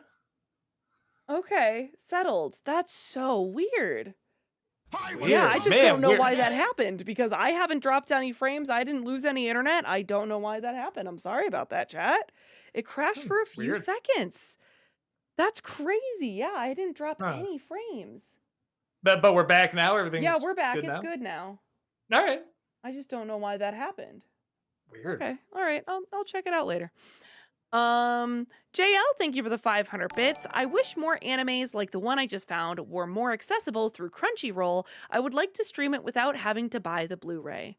I mean, I do feel like Crunchyroll has quite a large back catalog. But yeah, I mean, every anime isn't going to be out there for streaming, but that's why it is important to get physical media of things that you love. And also, I think sometimes people undervalue their local library. I'm literally tomorrow going to go to the library because we have the Tarantino tier list and Once Upon a Time in Hollywood isn't streaming anywhere. So I'm going to go to the library because they have the movie there and I don't have to pay for it, So Just Yeah, no, that is something where even I have to remind myself, like, oh yeah, the local there really is a lot. When I was an illustrator, I went there all the time because I had like no money, and I like to put on stuff while I was drawing. This before YouTube and all that. It was great finding all these different documentaries, and like Monty Python was like a documentary for some reason. So I was just like, okay, so I just watched all of like Monty Python's Flying Circus. There's a lot of stuff there that's really really good at your local library. yeah. Diddy Miss, thank you for the $5 super chat. Would you review the TGIF block like you did with Fox Kids and Disney Afternoon? I would love to. I don't think I'm going to be able to. I've had to cut my workload down a lot because of the chronic fatigue. And in many respects, it's a lot better. In other respects, it just kind of changes. Like other stuff gets affected in ways. I'm like, oh, is this what it's doing now? Okay. And that just takes so much work, so much time. So I really want to. That and Adult Swim was the other one we were looking at, like, oh man, this would be fun to do, but I just don't think it's in the cards anymore. So yeah, sadly, it's very unlikely. Movie Mike, thank you for the 500 bits. And Steven Universe, what do you think of Steven's relationship with his dad? I really like it, and I love how kind and supportive Greg is. Yeah, it's funny. He's a good character, and I do like their relationship. He's not my favorite character. I think just everyone else is so much more interesting. I know that's kind of by design, like he's supposed to be very simple. He's the simple guy in all the craziness going on. But he's not my favorite. There's ever an episode around him, I'm always like, oh, fun. Like I never get excited for it, but he's not a bad character by any means. He's just not one that I get really hyped for when I know he's going to be at the center of it. Silhouetted Animator, thank you for the $5 super chat. Have you ever met Pop in person? Sorry about that, chat. Also, did you know Has-Been Hotel Season 1 has a Blu-ray release on its website? Hmm. No, I didn't know that. If I got it, it'd be like getting it symbolically just to have a physical copy because I know I wouldn't have time to watch it anytime soon. But I do like having, if it's something I really like, I do like having the physical copy of it. And no, I've never met her before. G-Note, thank you for the $5 super chat. Hey, been a fan of Doug's Nostalgia Critic for a long time. Funny as always. What is Doug's favorite Nostalgia Critic movie review that he reviewed? I usually go to Nutcracker 3D. I like that one a lot. Everyone I pretty much asked to be in it was in it. We flew Rach out for that. It's an emotional one. It's a Christmas episode, has all that stuff. One that's kind of climbing more and more though, and actually it is a Christmas review. The more I think about it, is one I did recently of my favorite film, Brazil. And it's not like we did anything super complicated with it. I was just like, man, how am I gonna do? I mean, there's so much to talk about with that movie. How do I, talk about it in a timely manner? And I feel like I did okay. And it's one of those where I've had people reach out and say, I've never seen this before, but I'm going to. And I love people that say, I have seen this before. I want to see it again. This actually makes me really look at it a different way. And that's great to hear. Because it is one of those movies I feel like you definitely got to see a couple times to really, see everything that it's doing. So, yeah, I think that one's really climbed up a lot. Silhouetted Animator, thank you for the $5 super chat. Have you ever watched Doom Patrol? Honestly, one of the best things DC has ever done in live action. It's not tied to the DCU or Arrowverse.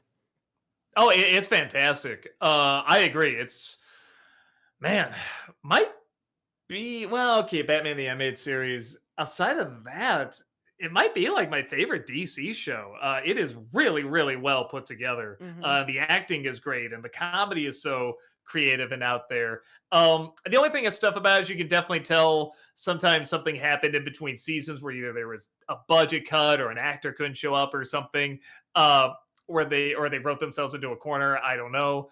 Sometimes that's a little distracting, but because the setup is so strange, you could get away with a lot. And they usually worked with it well enough because you just like these people so much and you like the weird way they explore some really, really heavy stuff. So, yeah, it's a wonderful show.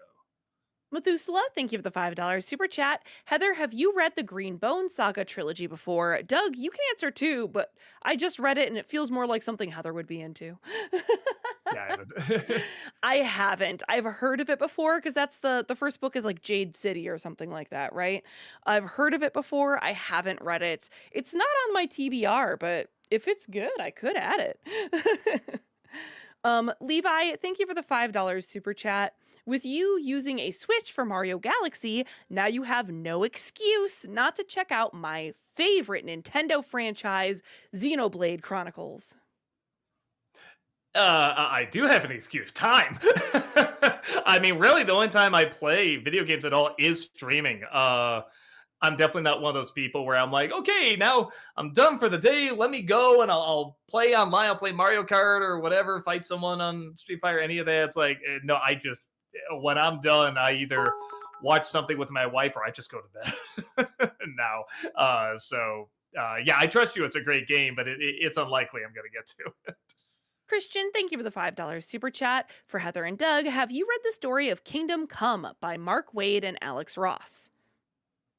No. I feel like I've heard of it before. Yeah, you probably have, like Kingdom Come Superman and Yeah.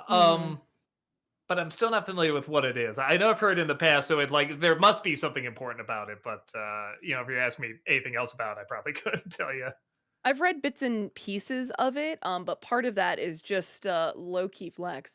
My husband went to the same art school that Alex Ross graduated from, so there was a lot of Alex Ross like memorabilia and stuff all around his school, and we've met him a couple of times, so just low-key flex on that one. No. It's a cool flex. JL, thank you for the 500 bits. What happened to the Mighty Duck Game Changers? It was on Disney Plus and just vanished like it never happened. Was Disney so ashamed of it that they had to erase it from existence? It's probably more it just wasn't getting views and they were making room for other stuff. I mean, remember too, now they're combining like with Hulu and FX and stuff like that. I mean, there's just so much more on there. So I'm sure that plays a part too. Movie Mike, thank you for the 500 bits. Can we get a clue for the next review? Somebody mentioned it earlier. Ooh. And asked if I could review it.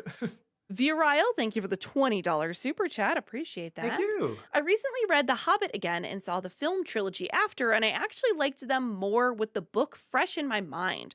The callbacks to Lord of the Rings are still kind of goofy, but they were surprisingly faithful to me otherwise. I really like the first one quite a bit, and there's elements in the other two movies I like, but not much. Yeah, it's so weird the stuff they added in there as opposed to flesh out, like was it these 9, 10, 12 other characters that are on screen that we barely even know their names. That's so weird. Sean, thank you for the $5 super chat. Favorite scene from To Kill a Mockingbird, and if it's Robert Duvall's scene, what's your second favorite? I was gonna say probably use the Robert Duvall scene. Let me see. Probably Atticus's speech. The "In the Name of God" speech. That just phenomenal acting all around. Yeah, I think that's it. Gino, thank you for the $10 super chat. Again, I think it's someone who didn't know about the list here because it's the same question about the favorite movie review that you ever made. Movie Mike, thank you for the 500 bits. Not counting any of the main characters, who's your favorite Gravity Falls citizen? Mine is Sheriff Blubbs.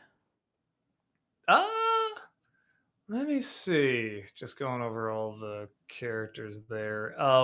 Maybe the two cops. They're kind of fun. The way they're always flirting with each other and everything. Yeah, they're pretty fun.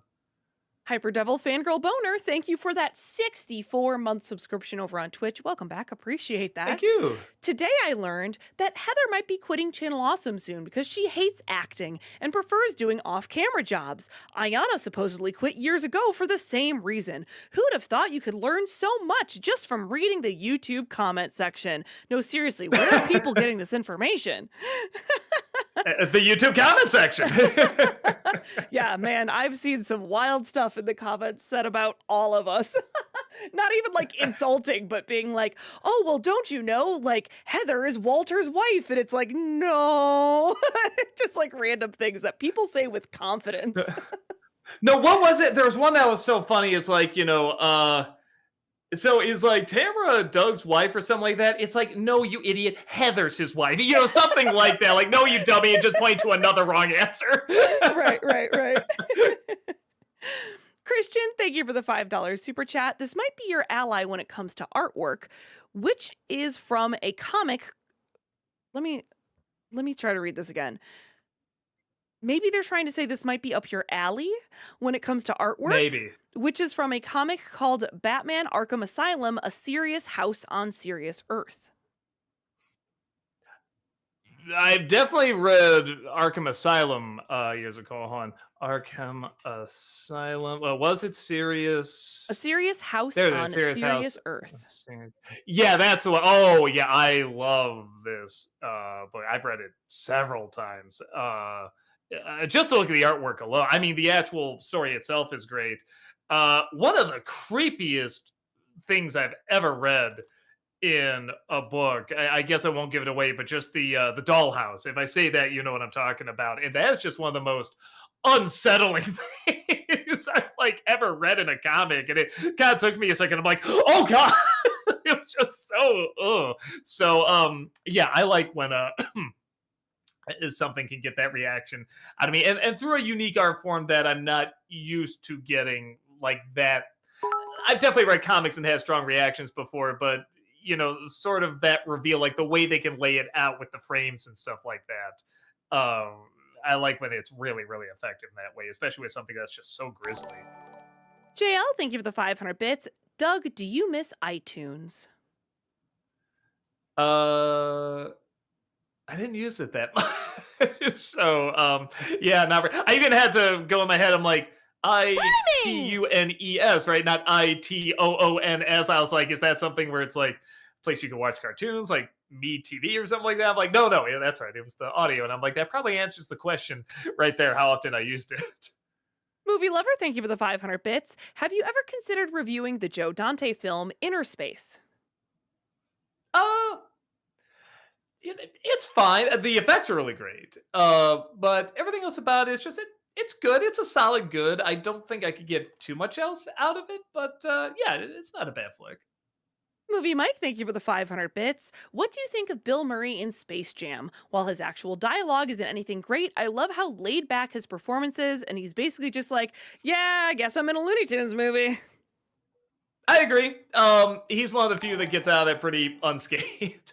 Yeah, for everything you just listed there, he is another one of those actors, kind of like Tim Curry, where he can either be really in it, really not in it, and or half and half, and it usually works.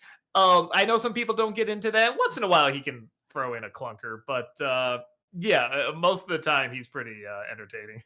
KLF, thank you for the $5 super chat. What is a movie you thought was incredibly stupid but was shocked to see everyone seemed to love? There's always a couple. The Avatar movies I never got into. Moulin Rouge I never got into. I was gonna say, I swear to God, Doug, if you say Moulin Rouge. Of course, Moulin Rouge. There's so many better musicals out There now too. It's like, are, go watch I those. But I guess Annie is another one. And then there's some where people like him for different reasons, and I like it for just until I like Greatest Showman. I think is a laugh riot. I love the hell out of it. And there's legit a lot of talent in there too. But the movie's awful. It's complete fiction. It's so in its own bonkers universe, but it is so committed to it that I have a great time with it. So yeah, it is one of those where if I don't know how, if I had to give like a star rating to it, I don't know how I would do that because I had a great time, but I can't say it's good. So yeah, that'd be one of those that'd be a little tricky. Bruce, thank you for the $10 super chat. Hey, Doug, fan for 12 years now. I don't know if you had made your thoughts known on it, but I was wondering what your thoughts on The Lord of the Rings, The War of the Rohirrim were. I saw it on a plane and I liked it. It's a very standard story, which I kind of figures what it would be, and most of the animation's good. Sometimes it's a little too slow, a little like could have used a few more frames on some of the motion, but most of it was pretty good. Yeah, it's just a standard, decent. It's fine, kind of movie. It's weird that they chose that to have this big anime, big screen. I think they even did IMAX for it, expecting it to kind of be a big hit. That was a little surprising for me. That seemed like a perfect straight to streaming movie. It's good. It's fine. The Wizard of What, thank you for the $5 super chat. Heather, which Pokemon game story do you think Doug would get into the most? For me, it's a toss-up between Black and White or Scarlet and Violet. I mean, I think the story in general of Black and White is stronger than Scarlet Violet, but I do think that Doug would like the gameplay and kind of flow of Scarlet Violet more than Black White. But I do think the story overall of Black and White is probably stronger than Scarlet and Violet. I think you might actually like the gameplay too of the latest one, Doug, Legend ZA. I think the story would make you be like very stereotypical anime kind of stuff, but you might like the gameplay because it's not turn-based. So, Okay. Yeah, I mean, never know. Maybe one day we'll find out. Movie Mike, thank you for the 500 bits. And Recess, what do you think of Mikey? I love how sweet he is. He's really grown on me. I just saw the episode where he's a dancer, and before it's like I like the character fine, but something about whoever's doing the voice, just that sort of California accent, and just very light in the way that when he does his poetry. I can't do the voice, but so much is in that vocal performance. I think really makes that character come to life a lot more. Because I was saying before, my favorite was probably Gretchen, for a lot of the same reason. I love the voice and the way they write her dialogue, and that's another one where the more I listen to him and the more I watch him, I'm like, yeah, he's really growing on me too. Leprechaun, thank you for the $10 super chat. What are your thoughts on the He-Man trailer? So far, I think we might owe Dolph Lundgren an apology. And Heather, please tell me that's not a face tattoo. No, it's Ash Wednesday. It's a religious thing. It's the start of Lent. I went to church and got ashes on my head. This will be washed off tonight. When it's actually He-Man, it was looking fine. When it was in the real world, I have a lot of concerns, like a lot. It didn't look that funny. It looked like a retread of the Masters of the Universe movie, which I don't think we should retread. So that really, really concerned me. Everything else, looked like fun. Looked like, leaning into the cheesy 80s, camp of it and everything. But yeah, the actual... I got a lot of concerns about that first chunk. Dr. Cleaves, thank you for that 44-month subscription over on Twitch. Welcome back. Appreciate that. Hey guys, it's been so long. So I heard that there are reports about a Sims movie coming out in the distant future. As a diehard Sims fan, I'm ecstatic. But what are your thoughts? Offhand, I wouldn't think you could do that much with it. But then I thought, just right now, the movie was okay, but the concept's really fun. It was a Free Guy. Is that what's called? The Ryan Reynolds movie? Yes. If you do something like that, I think you could have fun. Like the idea that you're being controlled by somebody, like maybe kind of like a mix of that and like kind of like what they do with the Barbie movie, kind of like you could have something kind of fun with that. JL, thank you for the 500 bits. I want to recommend South Park post-COVID. It shows the boys as adults. Oh, I've seen it. It's very, very funny. Movie Mike, thank you for the 500 bits. What do you think of The Burbs? I'm assuming you're talking about the original movie because I think they released either a miniseries or a show, something like that. It's fine. It's not one I got super into. It's a funny idea, and for a movie released at that time, the direction it ends up going is pretty fun. And nowadays, you would see that a lot more. But back then, that was actually kind of an interesting surprise, kind of an interesting twist. But no, it's fine. It's a totally fine comedy. Loser moron stupid. Thank you for the 500 bits. Hey Doug, longtime listener, first time caller. Not to be a have you seen XYZ person, but are you familiar with Konjin House? And if so, what are your thoughts? It was/is a YouTube series that's heavily inspired by generally surrealist humor and YouTube poops. Spell it just to be safe. KHONJIN.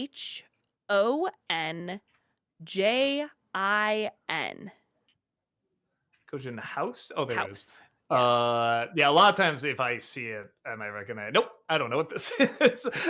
So no, and don't feel bad about doing. Have you seen? That's like half the questions on here. So yeah, really don't. I'm a movie critic. It's all about seeing stuff. So yeah, don't feel bad about that. Virile, thank you for the $5 super chat. That is a fair point for sure, but you do have to admit that Smog stole the show as soon as he was on screen. Uh, the voice did. I mean, that's Cumberbatch. I mean, he has a phenomenal voice. And actually, the writing around him isn't bad here. Yeah, the when I said there are a handful of scenes in those other two that I like, that's one of them. That bit is handled pretty close to the book and goes about the same, hits about the same beats and everything. After that, with the action sequence, that just went on forever. But yeah, I thought the actual back and forth there was pretty good. Fade Alchemist, thank you for the raid. Welcome on in, Raiders. Thank you. JL, thank you for the 600 bits. What's the worst thing about Charlie and the Chocolate Factory? The Burton movie we're talking about, I'm assuming. Man, is it Charlie or Wonka? It's Wonka. Yeah, it's Depp's performance as Wonka, and it's hard to blame him because I'm sure he's going off of direction. I'm sure it's just whatever they were developing together, but yeah, it just didn't work. There's an idea in there to maybe have him like more like a real little kid and something. You could make him charming. You could make him kind of like, really wide-eyed and innocent and stuff, but he was so obnoxious to me. It just fell apart when he came into the movie. Movie Mike, thank you for the 500 bits. Heather, what do you think of Black Samson from Invincible? Man, I barely remember much about him. I don't know. I feel like I'm neither here nor there on him. I know who he is. I know he's a member of the Guardians and all that, but fine, I guess, since I barely remember what he does. JL, thank you for the 600 bits. A Mighty Ducks 4 apparently is being written by Estevez. Do you think that would do better than the show? I mean, I haven't seen this show. I mean, you're talking to a guy who saw the first movie. It was just like, it's fine, I guess. Like, I've seen this done a million times, and here's just another one. But for some reason, that really, I think maybe because it was a lot of kids' first time seeing that kind of story, and I just already saw it a lot of times. So I'd never been that interested. But I will say, if Estevez is writing it and developing it, I'd be a little curious about that because I know that's like a big movie on his roster, and I'm sure if he is developing it, he must have fond memories of it. So I'd be curious from that angle. Shane, thank you for the 500 bits. I have a question for Doug or Heather. Do you have any stories that your parents won't approve of? Yes. And if they want to prove it, I probably can't say them on mine. JL, thank you for the 600 bits. What's your favorite scene from the movie The Birds? Let me see. Probably just any point where the birds are waiting, like, on the playground equipment and stuff like that. Those see it just building up, just sitting there doing nothing, and then they're just suddenly there. I thought that was pretty effective. Movie Mike, thank you for the 500 bits. You said Gus is your least favorite Recess character. What don't you like about him? I mean, he's not awful. There's just not much to him. I think I had a hard time figuring out even what his character was. I guess he's the loser. That's the idea. But even losers, I feel like, have a little bit more of a fun identity you can give him. Like if you made him like Gil from Simpsons, where he's a loser, but he's a people pleaser. He really wants to please you. That's like something else. Where with Gus, it's like he's just a loser, and that's kind of it.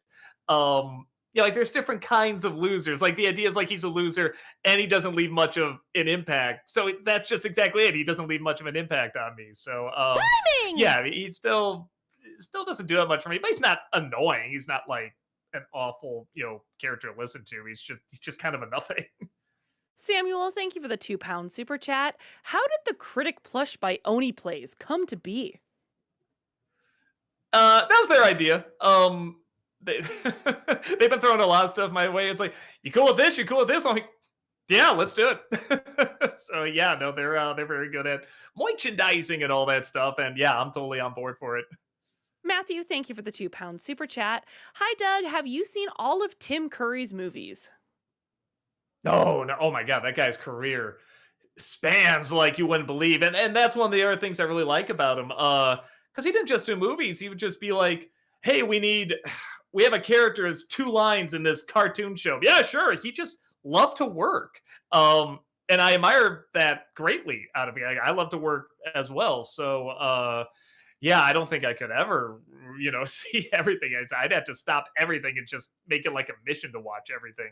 But that's also part of the great fun of what he does is that he's always kind of everywhere, at least back in the 80s and 90s. JL, thank you for the 600 bits. In The Birds, did you notice that it all took place in a house similar to Signs? I guess I can see that. Yeah, I never really thought about it, but yeah, I guess I can see that. Leprechaun Farmer, thank you for the $5 super chat. Since you're a fan of the Garbage Pail Kids cards, but not the movie, how would you have fixed it? Already pre ordered my plush, by the way. Thank you so much. That's what we need, a critic garbage pail kids plushie. Um, I don't know, maybe like because it doesn't really shout cinematic in any way. So I guess maybe like these kids that like have to go and like maybe it's like the life of modeling for like a garbage pail kids card, kind of like that. And then they go home and maybe they really are just figure like that, and you see like how they live their lives, and like maybe they're being exploited by like this card company, and they're trying to show that they're people Dang! too, but then they like get a following as well, and then they're like, oh, like maybe we could utilize this, kind of like a freak show thing, but also like there's a heart and soul to freak shows. I don't know, something like that. And that's just off the top of my head. I feel like that's already better than the movie we got. KLF, thank you for the $5 super chat. Doug, I don't know if you would agree, but I think your review of Jungle to Jungle is absolutely hilarious. Thank you. Yeah, I guess it's hard for me to disagree when you give me a compliment. JL, thank you for the 600 bits. In Signs, did any part of the movie make you laugh out loud, despite how bad it was?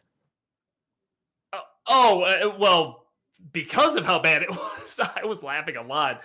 I was one of those people where, you know, sometimes the people I was watching with Cam nudge me and say, "Shut up," because they were actually really getting into it. I'm like, "But this is hilarious! You're liking this? No, come on! You're gonna tell me later that was all a joke, right?" And yeah, it's so funny because every time I talk about it with someone, they're like, "Oh, come on, it's fine, it's good, it's where." And then when they actually watch it with me, it's the same thing with Moulin Rouge. When they actually watch it, sit down and look at, they're like, maybe this isn't that great. But then something about the memory it leaves. They always leave like a week later. They'll be like, yeah, it's fine, it's fine. So I guess there's something to that. That there's something that does stay with them. That somehow the movie conjures, which is interesting. Sky High Hawks, thank you for the $5 super chat. Who do you like better with Jackie Chan, Chris Tucker from the Rush Hour franchise? Oh, sorry. Let me try to figure out. Okay. Who do you like better? Jackie Chan, Chris Tucker from the Rush Hour franchise, or Owen Wilson from the Shanghai movies? That's rough. I think I'll say Chris Tucker. I remember getting some more laughs with him, but Owen Wilson does get some good one-liners with his deliveries.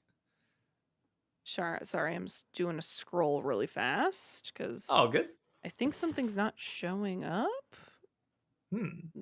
No, okay, never mind. Everything's good.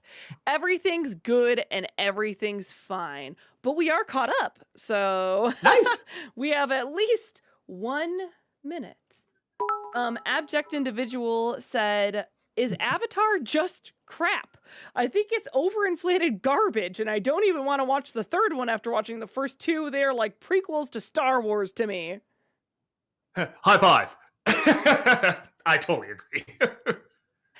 JL, thank you for the 500 bits. In Signs, was there anything you did like? I like the scene where they break down at the table. I thought that was an okay scene. Some of the atmosphere is okay. Yeah, not much outside of that. Cody, thank you for the $2 super chat. When will you do a Super Bowl commercial review? I keep forgetting. I think part of it is I usually go on vacation around just when Super Bowl is starting, so I always miss it.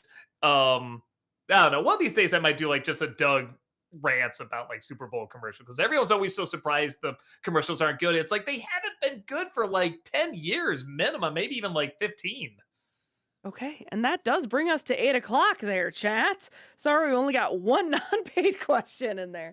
But thank you so much for joining us as usual here. In case you didn't hear Doug mention this earlier, he's going to be back on Friday, but not playing Final Fantasy, playing Super Mario Galaxy. So if you want to see Doug struggle with platforming, I mean, play a Mario game. Yeah. Then Man, didn't even think about that. it's a totally different type of game, Doug. You're going to have a great Mhm. time, all right? It's a Yeah, delight. yeah, and I never had played Mario Galaxy before. That's one of the reasons I'm playing it to see, like how well they represent the characters in the movie. So it'll be a lot of fun. Yeah. So come back on Friday for that. Malcolm will be back on Thursday. I'll be here on Monday. So hopefully we will see you all around. Have a wonderful evening, and yeah, we'll see y'all later. Bye Bye. bye.